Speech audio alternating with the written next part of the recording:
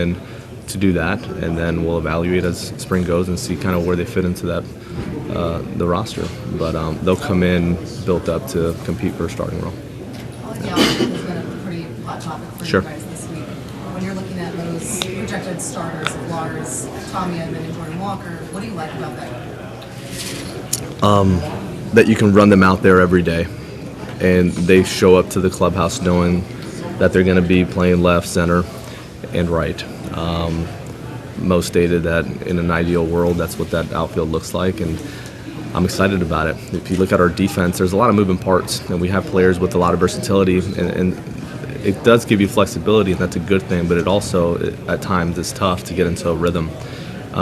So being able to run those guys out there, and not to say that the other guys aren't coming in and competing. Anything could happen. But coming up into the clubhouse, knowing where you're going to be every day is important. Depth and fluidity can be important, and they've been an asset to this club in the past. Yeah. But would you hope in 2024, knowing that maybe their roster is not yet finalized, for a little bit more continuity in your lineup this year? Yeah, that'd be nice. And it's good when you have role players that understand that they're role players, and it's good when your everyday guys know exactly where they're going to hit and where they're going to be every day. We do have versatility, but like I stated, sometimes it can be a little bit of a distraction. So when we started to run Eddie out there in center every day, we saw a big difference in just overall performance. What he can get to was impressive. He did a really nice job out there. So in a perfect world, we're running him out there quite a bit. Yeah. You kind of touched on it there. Is it a place for you all to build back to where you want to get stable defense? No doubt. Does that come from continuity? Yeah, it's perfectly put. It comes from continuity. It's guys being able to know that they're going to be playing that position every day. Now, do they get a day off here and there and you can mix and match? Absolutely. But yes, we need to get back to playing really good defense. That's been a staple for the Cardinals for a very long time, and last year just wasn't good enough. So that's something we're highly focused on. It was the circumstances mostly. I know some of it was injury, and some of it was choices you all made that kind of created scattered. Yeah, I think it's a combination of all of it. When you look at breaking spring and wanting to give O'Neal a shot in center, that was part of it. I think that's what you're alluding to. So I'll take that. But some of it was circumstances, injuries. I mean, at one point you had Newt and T.O. and Carlson all on the IL, right? So you're mixing and matching out there as best as possible.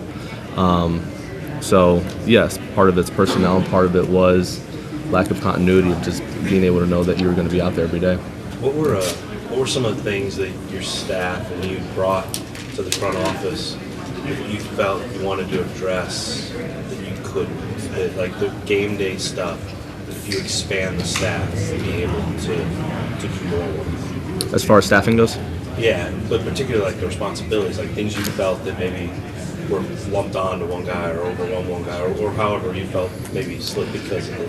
Yeah, staffs are growing throughout the league for the right reason. I mean, there's a lot more information to go through and figuring out what's simple and actionable. And so, yes, we're continuing to add.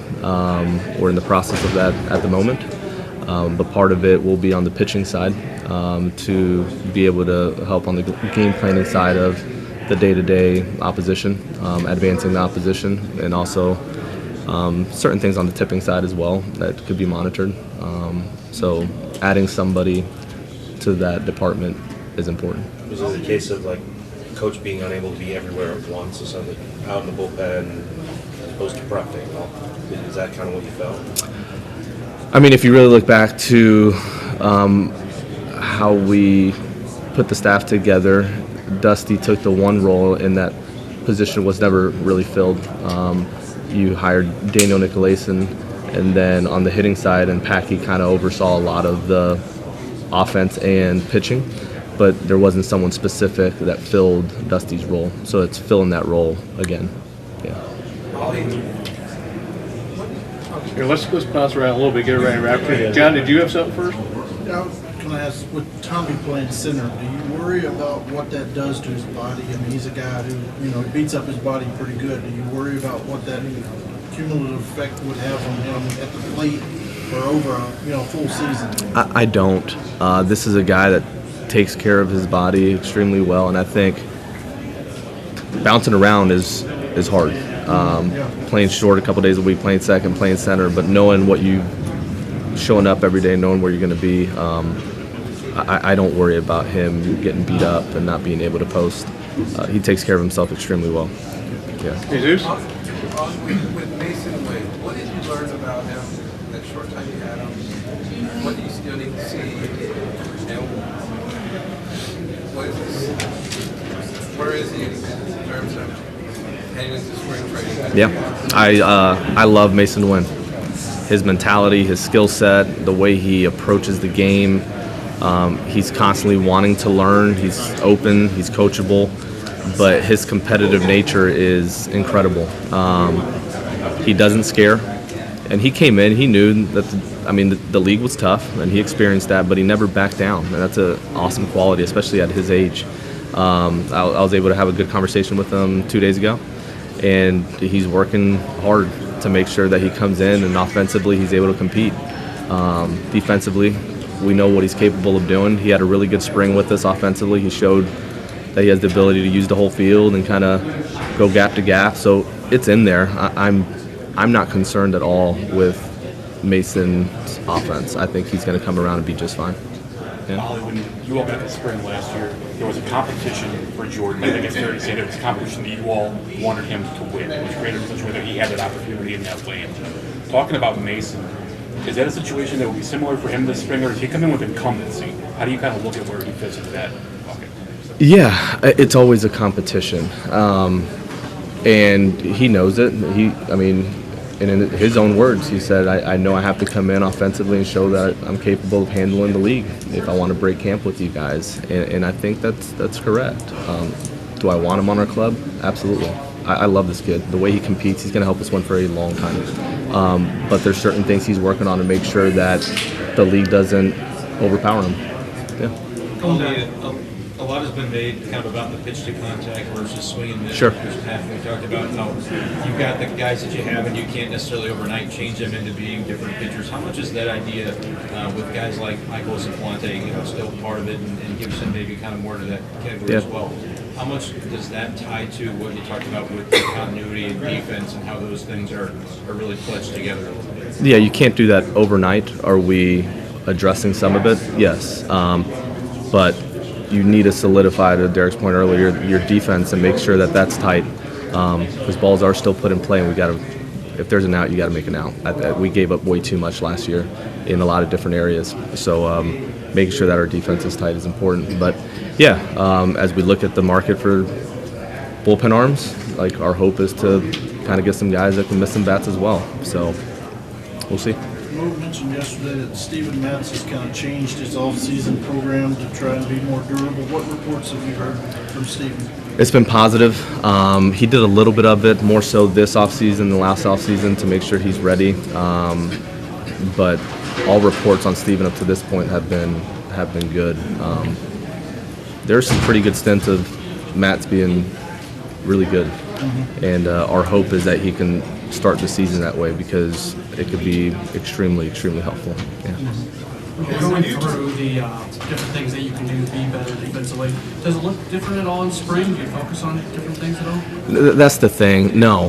The reality is the way we set up our spring is high attention to the details of the fundamentals and defense, and I really do think that when you look at breaking camp and giving an opportunity to different people and seeing how the first several weeks went, like, that wasn't ideal, and it hurt us. And then you had the injuries, and that hurt us as well. So we never got into a really good groove defensively. When you look at our infield, I think we'll be better there. I really do. Our outfield, more continuity, will be better there as well. Yeah. Along those lines, how do you ideally see things unfolding there at second with Gorman and Bryant potentially this year? Yeah, it depends on how a lot of other things play out over the next couple months leading into.